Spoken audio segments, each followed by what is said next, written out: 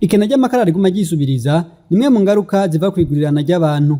Muri rusasuma y'abantu n'uburaro ya mwaka wa 2008 yerekanye ko abarundi barenga gato imiliyoni 8, nayo mwaka wa 2023 ibiharuro vyerekana ko abarundi bageze ku miliyoni 13 zirenga, mu gihe isi y'u Burundi yo iguma ingana kwa kundi. Ibiharuro vyashizwe ahabona n'ikigo cy'igihugu kijejwe ivy'ibiharuro Istebu mwaka wa 2021 cerekanye ko urugero rw'inkwi zikoreshwa mu guteka rwavuye ku matoni arenga 6 mu mwaka wa 2010 zija ku miliyoni zirenga 10 mu mwaka wa 2017.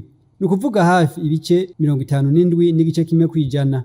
Ivyo biharuro vyerekana kandi ko amakara akoreshwa mu guteka yavuye ku matoni arenga 157 mwaka wa 2010 aja ku miliyoni 2,900 mwaka wa 2020. Ni kuvuga ibice bigera ku 1,842 kwijana. Ivyerekana ko atagikozwe vuba abarundi bashobora guhura n'ingaruka zikomeye nk'ihindagurika ry'ibihe, ikama ry'amasoko y'amazi n'ibindi vyinshi. Nkuko vyashizwe ahabona n'urubuga Global Forest Watch, kuva mwaka wa 2002 gushika mwaka wa 2021 Burundi bwatakaje amahegitari 355 y'amashamba. Nubwo biruko mu ntumbero yo gukingira ibidukikije, hari abagize utwigoro mu gukora ibikorwa vyotuma hagabanuka urugero rw'ibiti rukoreshwa mu guteka. Aha twovuga nk'abakora imbabura zicanishwa amakara make canke incenga, abahingura amakara canke ibizuku n'ibindi. Bikenewe ko leta ishiramwe inguvu nyinshi kugira igarukire ibidukikije. Hambavu y'ivyo, abarundi bamwe bamwe